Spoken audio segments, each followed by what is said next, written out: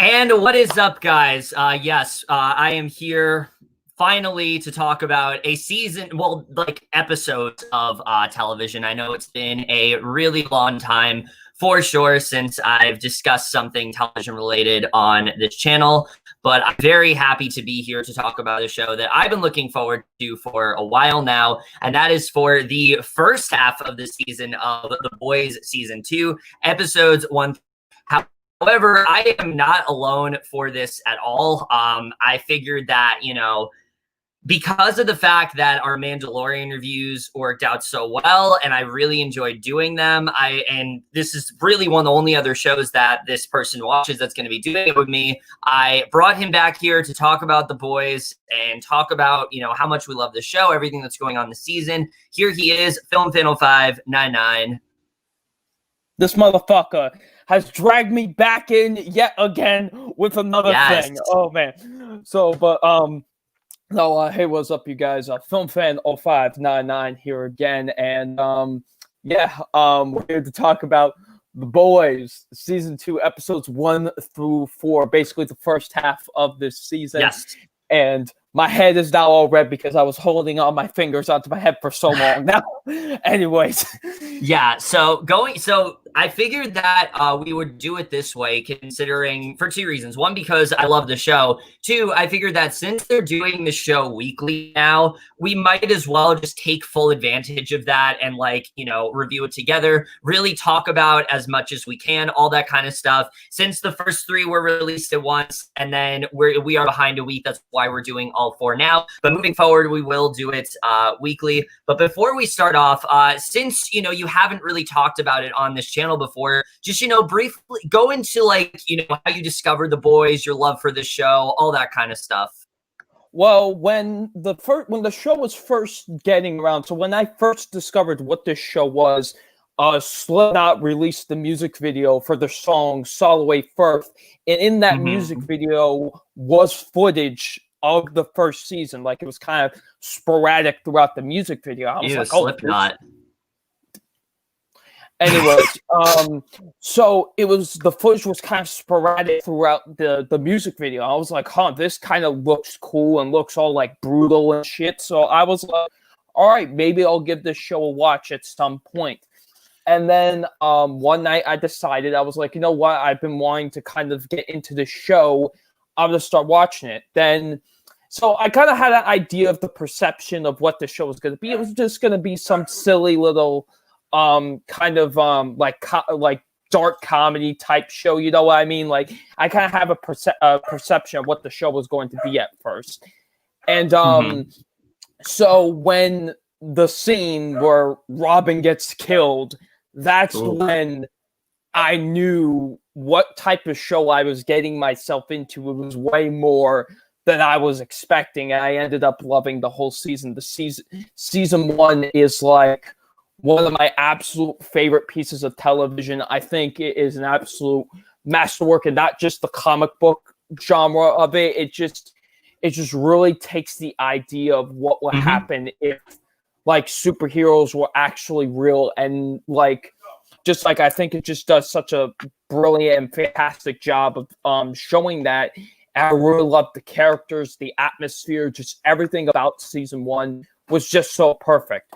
So I was extremely excited to see where season 2 could go next, and I've been waiting for this for forever. In this day and age where we can't even really look forward to much things, this was kind of the one thing that I knew was going to be set no matter what, because they had already were done filming beforehand and stuff. So I knew this was going to come out this year. So I was like, all right, I'm excited to see where this season could go. And from the trailers and a lot of the promotion, I was like, okay, this has a lot of promise.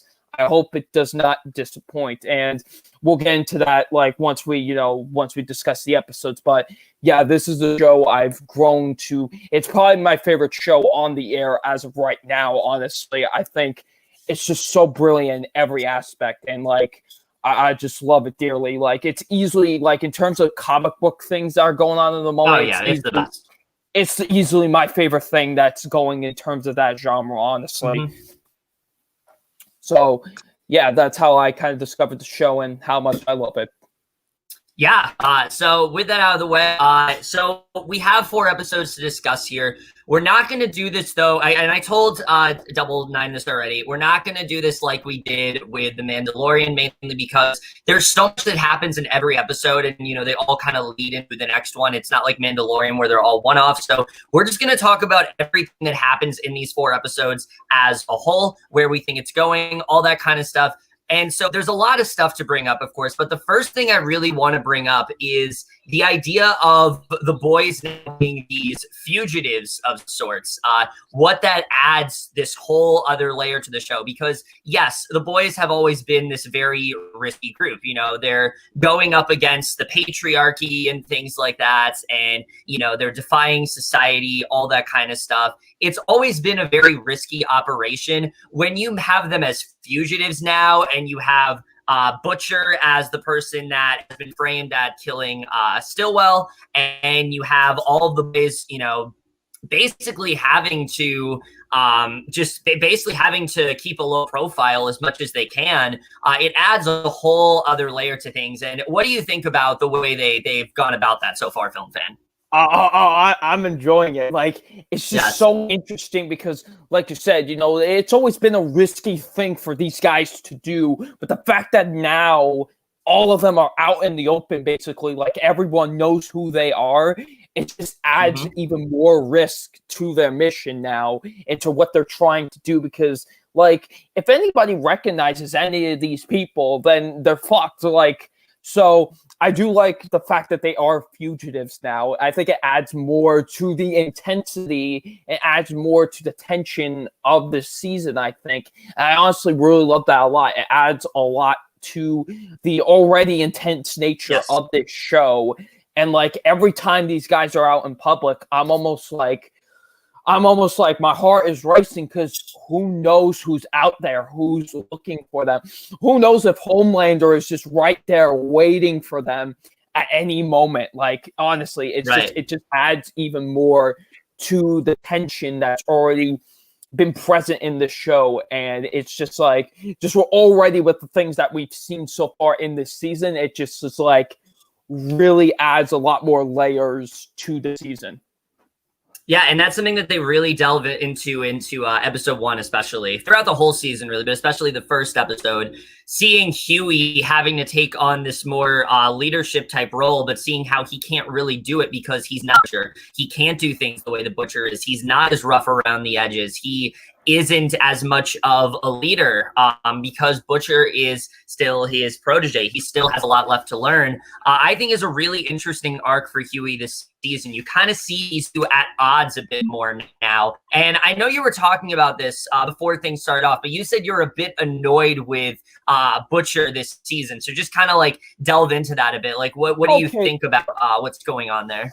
So, like, look, I do still like Butcher as a character. He's still very interesting, but like, yes, look, I understand. He wants to get back to his wife. He wants to, wants to get back to him, wants her to, but he is really putting these guys like really at risk trying to do it. Like, he is really dividing. Like, I know he keeps on blaming Huey for this, but like, it's almost like, dude, like, you're the bigger problem here, to be honest with you. Like, you're the biggest problem out of all of them.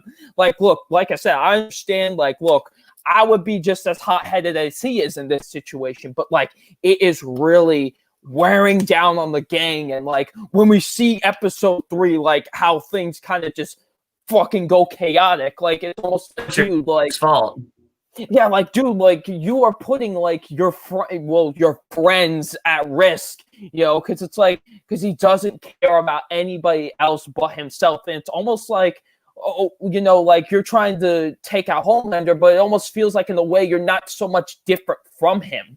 Like, you know what I mean? Yeah. It's like, I do like the aspect, but it is kind of annoying me a bit. I will admit, I do like what they do with him in episode 4. I think that's the best I've seen of this character so far in the season. But in the first 3 episodes, I was kind of like, all right, dude, look, I like you, but you're starting to kind of get on my nerves. You're really bringing the team down to like you're bringing it down like a whole bunch. Like, That's how I've been kind of a feeling been so far with Butcher. Yeah, and you do see in episode 1 like kind of a different type of team because they don't have Butcher. They're not as adamant about doing things. They're trying to keep a lower profile. You have Mother's Milk really serving as like this mentor to Huey, telling him like, no, you don't have to be like Butcher. You can do things differently. And you're kind of seeing how Butcher is having a bit of a negative effect on Huey. He is starting to become a bit more rough around the edges, but at the same time, he is trying to keep everyone united. He's trying to keep things as he's trying to keep things as delicate as he possibly can, but also balancing that relationship with Starlight. I think that stuff is also really interesting, what they're doing with that relationship with Huey. I've always really loved Huey as a character, and I think this season he's going in a really interesting direction where you can tell that while he's on the boys' side, he cares just as much for Annie, and I'm wondering where that's really going to lead at this point, film fan. I do too. Like, if anybody knows, Huey's actually my favorite character in the whole show. So I've been very interested to see what they were going to do with his character this season. I really like it so far. He's the only one that's trying to like keep everything together. He like wants to like, and here's the thing, like with him and like Starlight and whatever, like he wants to try and make things right, but like it's just very difficult to do that when everyone is just so sporadic with each other. They're out in the open and stuff like that. And Huey still remains like the most human, I guess, out of all the group. Honestly, like he's still trying to keep things together. And and we see like he has really bad PTSD. Like we see that especially in episode 3. Like he's almost on the verge of like just like, I'm done with this. I don't know how much more I can take of like what's going on here.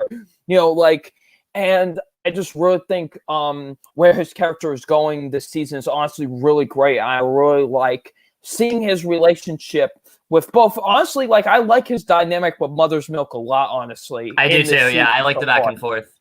I love their dynamic with each other during this season so far. I think it's great. And like you brought up with his relationship with Annie, I think that's also fantastic too. I loved it in season 1. And, I like how it's being brought up here in season 2 as well. I think it's really great, honestly. And like I say, he's trying to make things right, but it's very difficult because of like things that are happening. Like I said, the group is spiraling out of control. They're fugitives. Who knows who's watching who. So it is. He does seem to be trying to be the peacemaker, but it's very difficult. Yeah, and I do really like seeing Annie working more intently with all of them. She is at a point where she's kind of become like a member of the team. Obviously, this is not what like Homelander and all of them want. Like she's doing it at their discretion. But she doesn't really care. She cares about what they're doing. She doesn't like the Compound V sample. She wants to bring down Vought because of all the shady shit that they're doing. And it's been really interesting to watch, especially in the beginning of this season where you're not really sure where Huey and Annie are going to go. They're kind of at different places within their lives. But at the same time, every episode, it seems like Annie is being pulled further and further away from Vought, even though that's who everyone views her as. I think the perfect example of this is the song that she sings in episode 1, which is supposed to be this like, power, big like song of empowerment and like bringing everyone together. But she's like not about it at all. Like in episode 4, she's like at the point where she just wants to turn it off because it's so disingenuous in that way. And that's something I've always admired about Annie's character, is that she is genuine in all of her effort. Everything that she does, she is genuine about. It's not like she's lying to Homelander. She obviously is worried about what's going on with the boys, but at the same time, she cares about them. She wants to bring, she doesn't like what Homelander and everyone is doing. And it's been interesting to watch so far, I think. Yeah, and she is like trying to help them, but it's very difficult in that aspect too, because we see in episode 4, even the slightest bit like Homelander sees that she's trying to help them, Like he almost kills her, just like straight up almost just massacres her. So like it's very difficult where like she wants to help out these guys because they are doing like the right thing, you could say, like they're trying to expose who these people really are, but with just like, but especially with like Homelander, it's very difficult to do that because like. And A-Train as well. A-Train is also making it very difficult. Oh yeah. A-Train also like, and I love the scene where like, basically is like, where Starlight is like, if you tell anybody about this, I'll tell them you killed your fucking girlfriend. And like, I just love that scene a lot because what I like about Annie as well is she doesn't take shit from a lot of people. She really just, she, and that's what I think I loved about her growth from season 1 is that she just will not take shit from no one. Like, she really wants to do the right thing.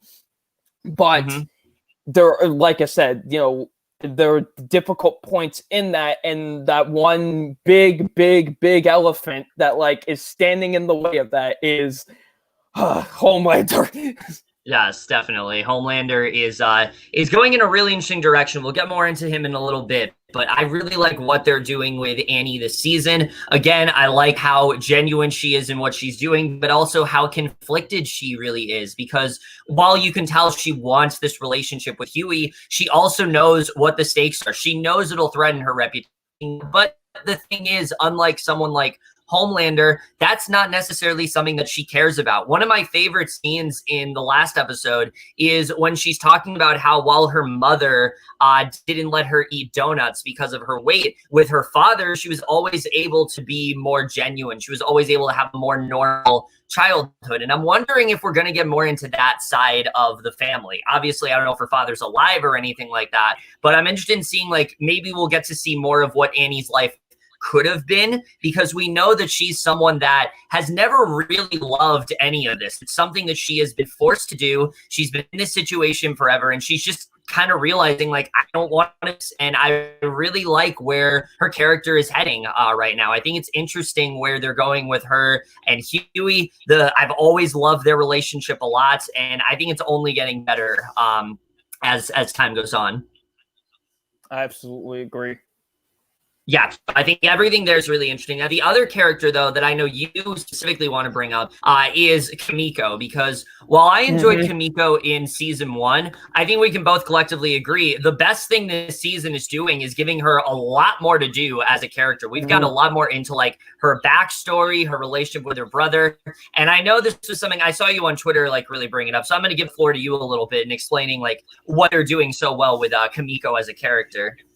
I think what's been great so far, because I loved her character in season 1, and I was very fascinated. I was very fascinated by a lot of the things that they brought up in that season. I was hoping we would go more into it into season 2.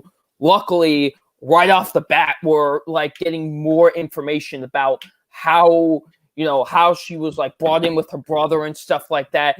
And I liked that a lot. And I liked her relationship with her brother a lot, and seeing that in the episode 2 and episode 3 a lot. Like, I liked the bond that they had a lot in that. And it just adds a lot more to her character, honestly, and a lot more depth to her character. And especially when a certain thing happens at the end of episode 3, you're like, all right, like, I really feel for this character even more so than I did beforehand. And like, I just want her to unleash hell on every single person. And like I said, I really loved her character a lot in season 1, but I like her even more in this season because I feel like we're getting even more deeper into what has happened with her character. And, I think there's a lot of potential there for her character, honestly. I think the character that has the most potential in this season is her character, to be honest. Yes, especially where they go at the end of episode 3. Yeah, I'm very excited to see where the rest of the season lies ahead for her, honestly. Yeah, because they do some really interesting stuff where we find out. So we've known throughout this entire season, and we found out at the end of season 1 that like there was this like superpowered terrorist out there. It turns out it's Kimiko's brother, and we really get into the relation between her and her brother Kenji, where he really is questioning a lot of what she's doing. He is telling her, you know, how dangerous all of this stuff is. But you also see how Frenchie is really starting to bond with Kimiko. It seems like there's a bit of a relationship there that she wants absolutely nothing to do with. There's like a scene where he's trying to like, you know, cheer her up after episode 3, and she's like kind of tells him to fuck off. So I think that whole dynamic is really interesting. But the more interesting part of it all is that we really get into what this means for her when it comes to the end of episode 3, when Kenji is actually killed by Stormfront, who we'll get to Stormfront in a bit, but she definitely gives Homelander a bit of a run for his money. But I think the way they're setting up things with Kimiko, she's going to become the character that has the most like wrath in her. Like she's going to go through, I think, the biggest transformation. I think we're really going to see her come into her own, and I'm scared, but I'm also really excited to see where her character is heading for sure. Because while I enjoyed her in season 1, I think season 2, they're getting more into what she's been through. They're giving her a lot more to work with, and she's definitely becoming one of the best characters of the show for sure. I'm really loving what they're doing with Kimiko as a character, and I think they're doing some really great stuff there for sure. Yeah, I agree 100%. Yeah, so the other side of things that we have to talk about is the dynamic with Butcher and because when we left things off in season 1, we found out, holy shit, Becca's alive. Not only is Becca alive, but his son is also very much alive. And I think they're doing a really good job of really establishing Becca as a character. Becca is someone who you can tell, oh, you figured out there's an echo finally. Okay, so Becca is someone who you can tell is very smart in what she's doing. You know, we get into how she is pretty much secluded with Homelander, but she doesn't really have a choice at this point, unfortunately. It's her only way to keep Butch safe. And it really shows how much that love is so genuine. It's one of those things where the love that those two have is so genuine that they almost can't be together. It kind of makes you think maybe this is going to happen to Huey and Annie at some point, because they have such a genuine connection as well in that way, where Becca's had to be secluded. She's had to live on her own with her son. And Homelander, you can tell, wants to be a father to this son. He wants his son to be like him. But Becca obviously doesn't want that. But again, she doesn't really have much of a choice there. And I like how she brings up in episode 4, it kind of makes you wonder like why she didn't stay with Butcher. She really brings up the fact that she's kind of scared of him. She knows that he's enraged. She knows the fact that he is very volatile, and she doesn't want to put his life at risk. And the only way that she's able to keep him safe is by going into hiding, is by doing what Lander wants. And it's really sad to see, but I think what normally could be a character that's very one-dimensional and kind of helpless, you're really seeing how much agency Becca has for herself, because every single thing that she's doing is her choice. This is something that she has had to do all on her own. And I think they're doing a really good job at developing that character, because season 1, we knew who she was, but season 2, she really does feel like a fully fledged character. And I'm excited to see where she does end up going overall. I pretty much agree with all of that, because like I said, this could come off very one-dimensional, Yes. very like just, oh, this character is very hopeless. But what I love about this show the most is that even with the smallest of characters, they go very deep with their characters. I really like that a lot with Becca, because Becca is very much in between a rock and a hard place. Yes. It's like, if she goes running, Homelander's going to find her easily. Like, and, you know, especially now that he knows that she's alive and she has his son, dude, Yes. like, what is she going to do now? There's nothing there that she can do.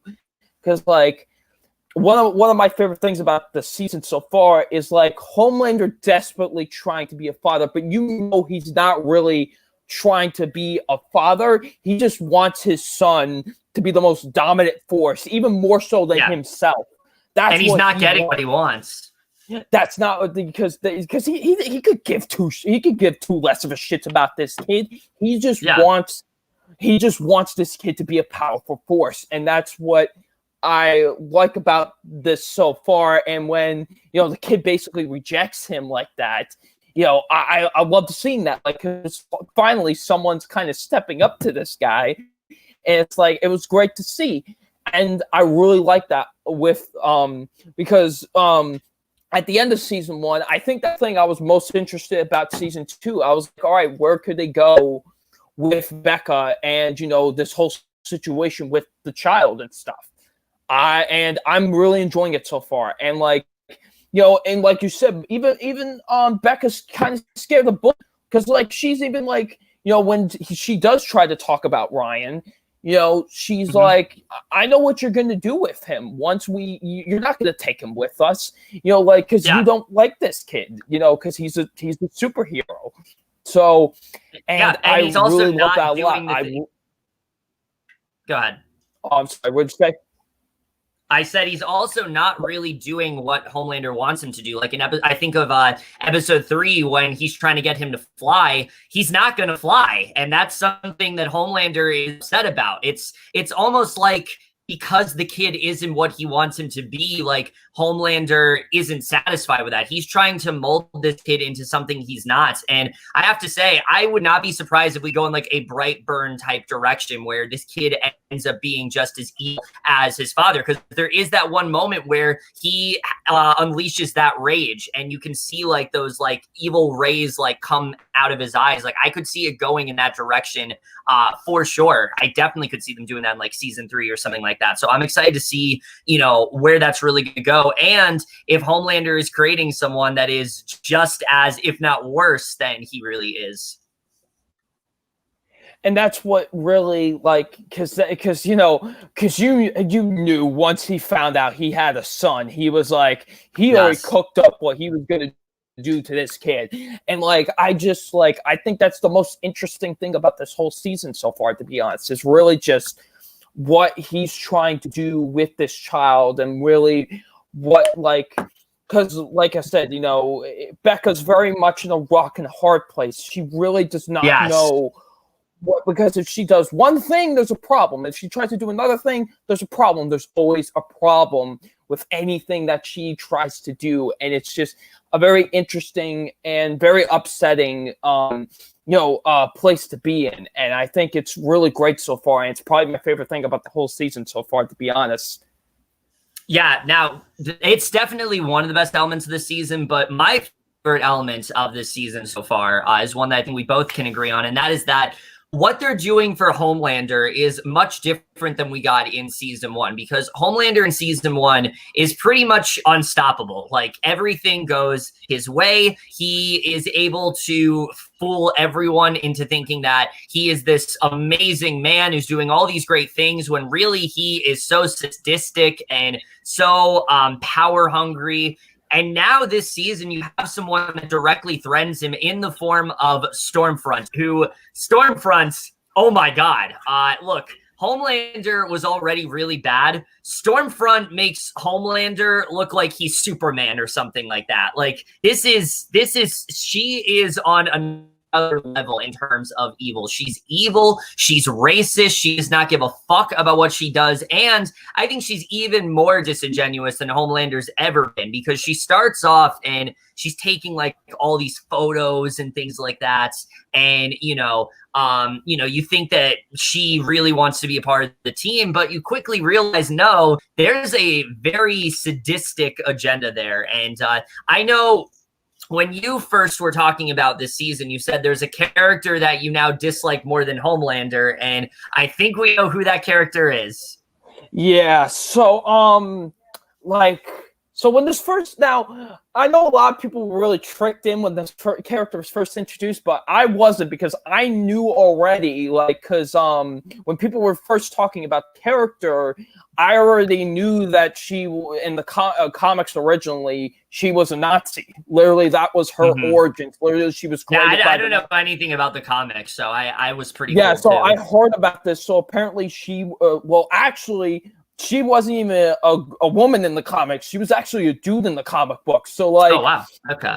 So this character was created by the Nazis, and like it's been around. This character's been around for like centuries and stuff like that.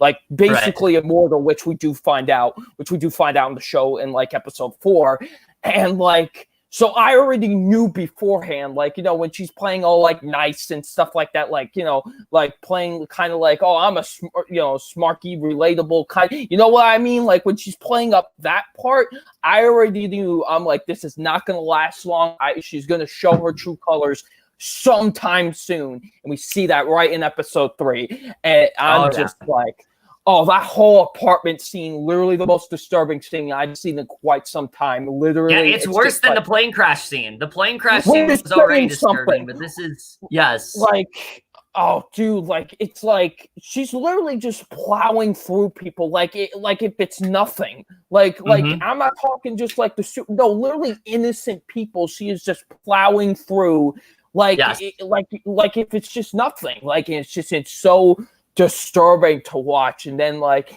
you know, like and then when she kills Kamiko's brother, and the, you know, the nasty thing she says to him right before she kills him, like, dude, I was like, oh, they went. I was like, god damn, they really went there, Jesus.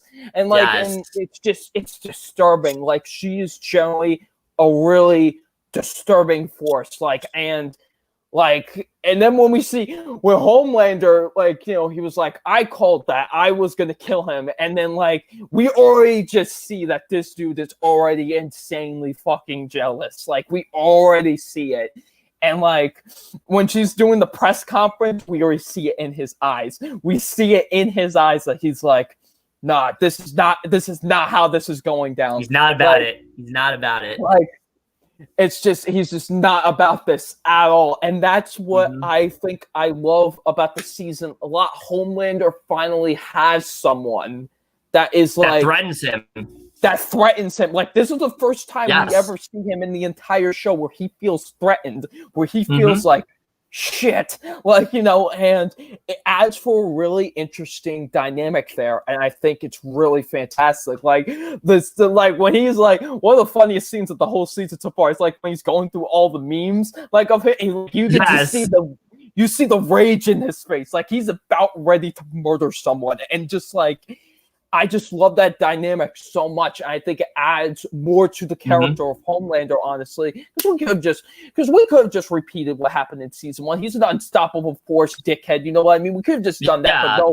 but no. We add we throw someone that's even more despicable than him, even more diabolical than him, and like it just adds like so much to this. I think it's absolutely fantastic, honestly. Like, it just adds so much to, like, because every time I see these two characters on screen with each other, I'm just like, what the fuck is gonna happen between the two of them? Because it's like, because you know Homelander's not gonna take any of this shit. Like, you know, he's like, nah, like this ain't happening. Where as long as I'm still here, this ain't happening. Like, because he is very much a guy that is like, I will always get my way no matter what. And like, it's so fascinating. Look, I hate Homelander, but it's like, here's the thing with Homelander. It's kind of one of those things where you like love to hate him, but he's like, you hate him, but he's such an interesting character at the same time. Like, I made like a Twitter post earlier today where it was like, I hate his guts, but he's easily the most interesting character in the whole show, though. Like, that's the thing. It's like, but with Stormfront, he has more complexity this season that he didn't have in season 1. Oh yeah, for sure. But with Stormfront, I'm just like, fuck you. Like, it's just that's the thing. Like, it's just like with Stormfront, I'm like, just fuck off. I kind of want Homelander to just laser beam your head off. Like, I kind of, you know, and it just like, it just adds so much, and it's just so compelling to watch, honestly. And it's really fantastic. It just adds more to why I love this show so much, honestly. It also really showcases just how good Antony Starr is in this role, because in season 1, we saw how power hungry and how satisfied he was throughout the entire season. But now there are a couple things removed from the equation. It's the fact that you have someone that directly is threatening him position in terms of Stormfront, someone that makes him feel vulnerable and really feeds on the idea of just really touching into his deepest insecurities, telling him like, you're pathetic, you are power hungry, you just want to be loved by everyone, which is true. These are just things that he has never had to deal with before. But he also doesn't have Stillwell, who is someone that, constantly idolized him and basically was like a hype girl of sorts. Like she was like his roadie in a sense, where like she just constantly made him feel so good about himself, emotionally, sexually, all that kind of stuff. He doesn't have her anymore. So the fact that those two things are gone, he feels vulnerable. And it's been really interesting to watch, especially in this last episode where he's really grappling with the fact that he is so vulnerable to the point where he doesn't even want himself to see it. Like when Doppelganger turns into Homelander, he's like, no, I'm not doing this. Like he wants to hide that part of himself as much as he can. And I think this is what's going to utterly destroy Homelander forever. I think that is Stormfront's mission. I think she's there because she can see how cocky and how much everything has gone his way. And I think Stormfront is here to really just kind of take over everything. And she kind of already is, like the way that she's portraying herself in terms of like the news and things like that. Nobody really seems like they are getting the set, aside from the boys, obviously, that like there's anything off about her. And I could very well see her trying to ruin Homelander once and for all. But you also see that he is now doing everything he can to try to like help his image, like what he's doing like with Maeve and things like that.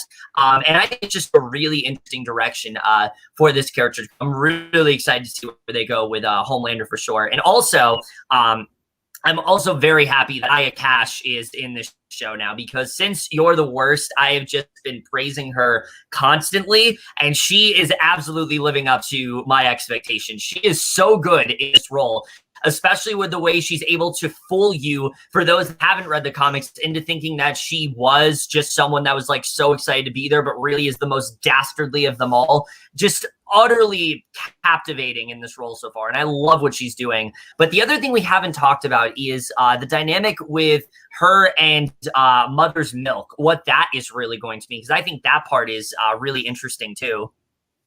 Yeah, for sure. Like, I think that really is interesting as well, honestly.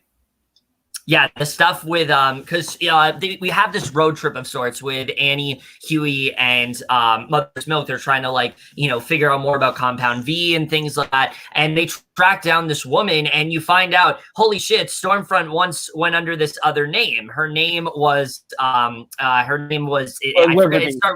Liberty, that was it. It was Liberty back in like the 70s, and she was just as bad as she is now.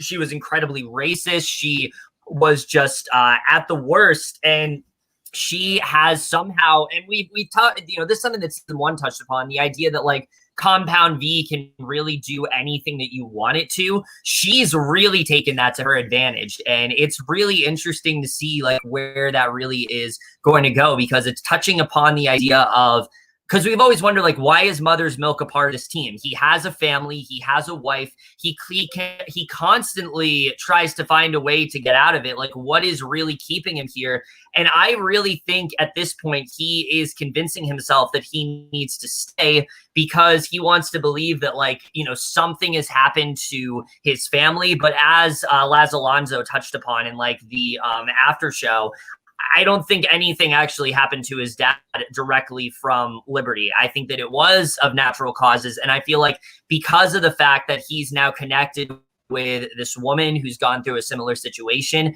I think he feels like he's like indicted to help her. And I think it is going to hurt Mother's Milk for sure. I think he's only going to he's only going to find a way to keep himself in further with the boys, which is obviously not what he wants to do. Yeah. And it's just like, that's what the thing I love about I think this episode the most, with episode 4, is like, and the reason it's probably my favorite episode of this season so far, is just how character driven it really is this episode, and especially when you do dive in with Mother's Milk's character and stuff like that. I think it's really fantastic, honestly. And like when he was giving that whole speech about his father, I was just like, man, like, damn. And I think it's really fantastic, honestly. And I'm very interested to see where his character goes on now with the rest of these episodes. Mm-hmm. Yeah, I think there's some really interesting stuff going on there too. Now, the only other thing to really touch upon before we get to the one thing that I know we're not too big of a fan of is the inclusion of Giancarlo Esposito in this show. He is now taking over for Elizabeth Shue, and as if Giancarlo Esposito has not had enough roles as these just really intimidating and evil villains, he comes in, he's now the superior, and he doesn't have a too big of a role right now. His main thing is that he is doing everything he can to make sure that like the history of Compound V and things like that doesn't get out. He's trying to pin it on Stillwell and things like that when that's not really what's going on. And I get the sense that he is definitely going to be, I think, one of the biggest threats of the entire season. And knowing Giancarlo Esposito, I mean, this role was made for him, and I just love his inclusion on the show so far. Oh yeah, when you look, you can't cast Giancarlo Esposito without him making him the big like anti guy of the whole show. You just can't. And like, dude, the way that he stands up to Homelander in that one episode, dude, I was like, yeah, there's only one man that could stand up to Homelander, and that is Giancarlo Esposito, and it's amazing. And I love his role so far. It is just so great. You know, he's always great at playing these type of roles. He's real, like, if you need somebody for this type of role, you just gotta call Giancarlo Esposito, because you know he's gonna steal the whole show, and he's amazing. I absolutely love him so far. You know, he doesn't have that much of a big role yet, but like you said, later down the line, I really do feel like we are going to see like him be more of a threat and more of a main focus. Man, he's got this and the Mandalorian this year. This boy is really getting in the dollar. Yeah, definitely. He is absolutely killing it in just everything lately. The only other thing I did want to touch upon is that we did have this one character that I enjoyed quite a bit. I don't remember what his name was, but it's the one that can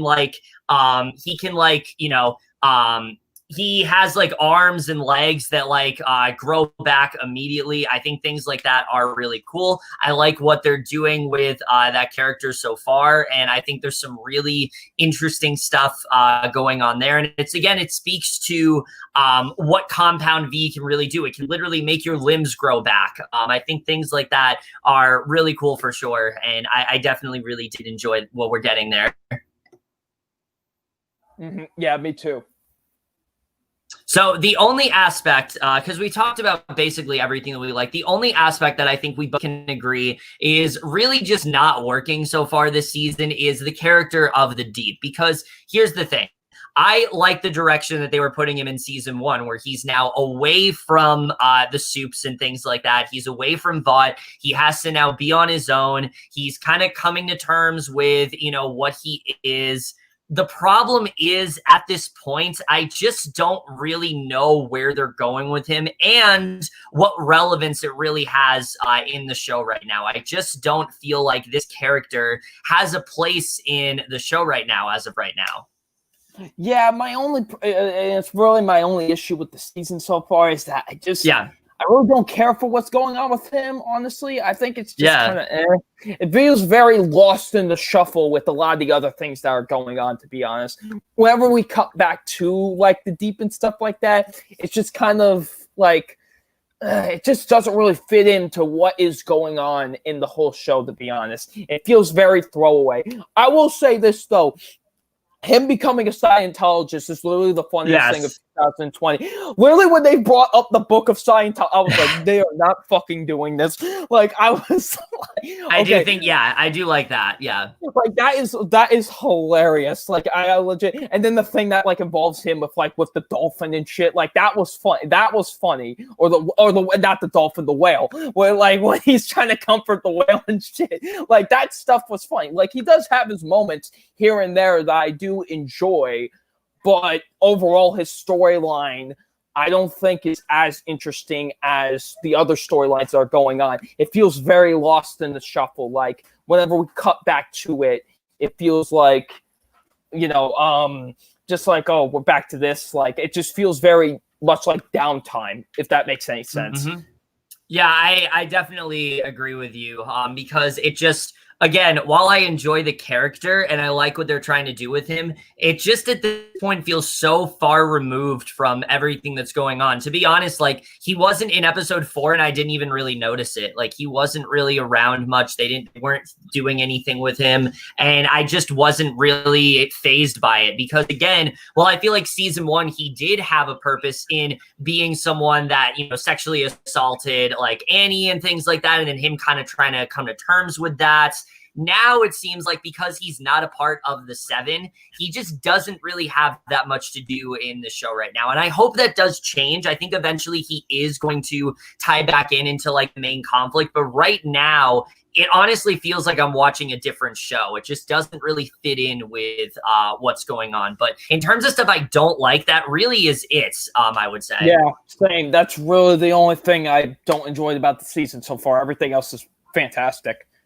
Yeah, overall, this is definitely a really strong second season so far. I think it's doing a really good job of taking what worked about the first season and expanding upon it, the way it's getting deeper into characters like Kamiko, like Homelander, even Maeve. Oh, that's the other thing we didn't talk about. Homelander has now outed Maeve, and I'm interested in seeing where that's going to go because while it seems like because it's like while it definitely seems like he wants to protect her, you can tell behind the scenes he has a far more sinister agenda there, and I'm not sure. Like when he's like, is it hard for me? Is it hard for you to believe that I just want you to be happy? It's like, yes, it's very hard for me to believe because that's not what you want. Yeah, like, dude, like, oh man, like when he outed her, I was like, you fucking asshole. Like, dude, it's just like, like I'm very interested to see where that story. See, there's so many interesting storylines going this season. Like it's so great, man.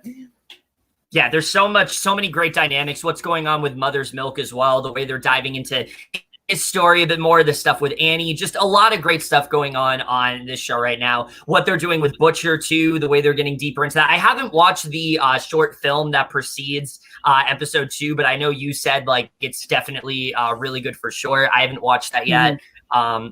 But I just really like a lot of what is going on in this season so far. So now, guys, I am going to rate each episode as a whole. So for since there are 4 episodes, I'm going to rate all of them. So for season 2, episode 1, which of course is called The Big Ride, I'm going to give that episode an A-. For episode 2, proper preparation and planning, I'm going to give that episode a B+, actually. Episode 3, Over the Hill with the Swords of 1,000 Men, that easily gets an A. It's one of my favorite episodes of the whole show. I think the ending especially is probably one of the bleakest scenes in all of The Boys so far, but really does show how far the show is willing to go, but also how it really is touching upon, it's very timely in that way, how it's really touching upon some, economic and political themes and things like that. I think it's doing a really good job with. And the latest episode, episode 4, Nothing Like It's in the World, I'm going to give that episode an A-. Plus up. All right. So in terms of my grades for the episodes, I'm giving episode 1 a B+. I think it was a. There you go. So I think it was I thought it was a very good start to the season. It really set things up perfectly, in my opinion. I really enjoyed it a lot. Episode 2, I am also giving a B+. Really good follow up. I didn't think. I thought episode 1 was slightly better. Episode 2 was the weakest for me, yeah. It is the weakest, but it isn't saying much because it still was a really good episode. But it does lead in things perfectly to episode 3, which I would give an A-. A very, very great episode, in my opinion. Some of the most intense things of the entire show so far has been in this episode, especially with that ending. Great stuff. Like, it really sets up for the mood, honestly, for this entire season.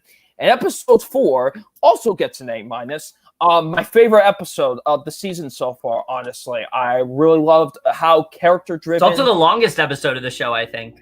Yeah, it is actually. And an hour and 8 minutes. I just love how character-driven this was, to be honest. Mm-hmm. I liked going deeper with these characters. I liked how it was kind of not necessarily a tie down from the last episode. There's definitely some chaos that does happen in this episode, but I did like getting to get deeper with the characters and get a lot more with them, like with, for example, Mother's Milk or with Becca. Like, there's just a lot of things that I thought they developed really well in this episode, and it's my favorite episode so far of the season, honestly. I think it's a really fantastic episode. So yeah, that's my grades for each episode. Yes. So with that, guys, we are pretty much done here. I'm very excited to be reviewing the show weekly from here on out. This is one of my favorite shows to talk about right now on TV. I'm very happy to be talking about it with you. But before we do end things, guys, Film Fan is going to give his outro. Hello, everyone. Thank you all for watching our review, basically, of the first half of Season 2 of The Boys. I very much appreciate you watching. You can, of course, find me on my channel, FilmFan0599, Twitter. Yeah, you see all the stuff. You see all the stuff like a news outlet going through and shit. Yeah, that's called the ticker, but yeah. Like a news outlet thing. Shut up. We're going through. You see that? That's where you can find me at. Bless up, people. Bless up. So, but no, thank you once again, Kevin, for having me on. I very much appreciate it. I look forward to reviewing the rest of the episodes with you. So, I'm FilmFan0599, and we'll see you all later. Peace. Yes, and it works out too, because we're gonna go from this to Mandalorian, which is gonna come out at the end of October. So it'll all work out in the end. But that's really it for this video, guys. Hope you guys enjoyed it. I'm really happy to be getting back into reviewing stuff again. I do have some movie reviews coming out. I've seen Tenet. I've seen I'm Thinking of Ending Things. I've seen a couple other movies, so that'll be coming out soon for sure. But that's it for this video. Hope you guys enjoyed it. We'll see you guys in my next video, and I will see you guys for that. Hold on, let me upload. Oh shit, I forgot to upload the outro. Let me do that real quick. As we experience technical difficulties, folks. Yeah, I'm now realizing I forgot to upload the outro. Shit. What, you're supposed to remind me of this stuff, Film Fan. How am I supposed to remind you of this? This is your shit. Well, regardless, you're still supposed to remind me. I'm supposed to remind you to download your own intro video or outro video, nonetheless. Like, it's not in the right format. Let me fix it real quick. Do some filibustering. What would you like to say? As I do some filibustering, because Kevin's the biggest idiot on the planet, I will, how is the weather for all of you? Is the weather doing well? I don't know. Is it nice and shiny out for all of you? I don't know. I'm not good at filibustering. We're good. All right. Okay, we're good. We'll see you guys later. Bye. Okay, bye.